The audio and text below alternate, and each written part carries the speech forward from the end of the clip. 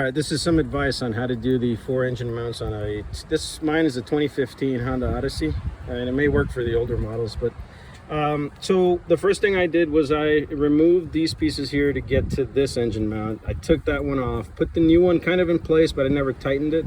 But make sure before you do it, you jack it up. I used a jack and some 2x4 just to not damage it, and I put it under.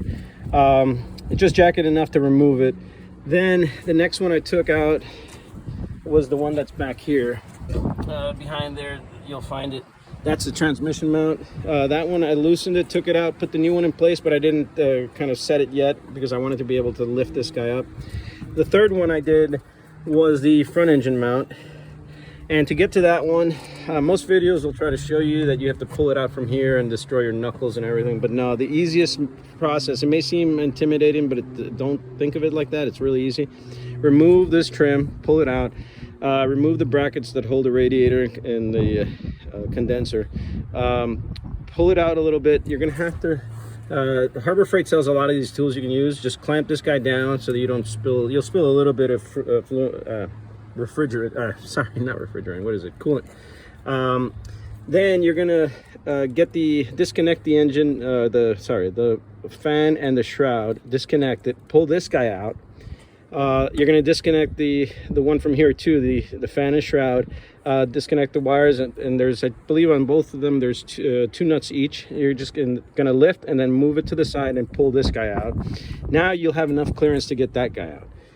What I would do is get that guy out, put the new one in, lift the engine, right? Because the hardest one to get to is the one in the back. What I found worked for me is Harbor Freight sells the wobble 1/2-inch extension and then the ratcheting breaker bar. It's a pretty decent bar. I've used it, haven't had any problems with it. I think it's Pittsburgh brand. So what I did was I put the socket on, put it down there, kind of slid it down, went from the bottom, kind of let it sit on the, I think it's a nut, let it sit on the nut, came up here, loosened it with the breaker bar, and then continued loosening that one. I did the other one. You're gonna have to, I think, remove the heat shield around it so that you can actually get through. There's a couple of things you're gonna have to move out of the way to get it, but then that one will come out from below. But you're gonna wanna lift the engine enough because I believe it's two bolts that stick out, and that's why you're gonna have to lift the engine up so that you can actually slide that guy out. And once you've done that, you're good. Then I would put that guy back in, and make sure this one's back in place and these guys are in place, and then slowly lower them and then start checking, making sure they all fit in the right place. Put the nuts on, hand tighten a bit, then completely lower the engine once everything's in place. Then this one, I think the last piece you'll do on this one is the bolt that goes into the this mount. And once you can get kind of wobble it around, get that guy in, and they're all in place, and then it's just a matter of lowering the engine and tightening everything. Or I think you have to lower it first and tighten. But if you check alldata.diy.com, I think for 20 bucks you get the instructions exactly on what you need to do. And that's where I got the ability to do this one, because like I said, every YouTube video I watched was telling me to pull it out from this side. They even said it has a little curvature so you can get it here.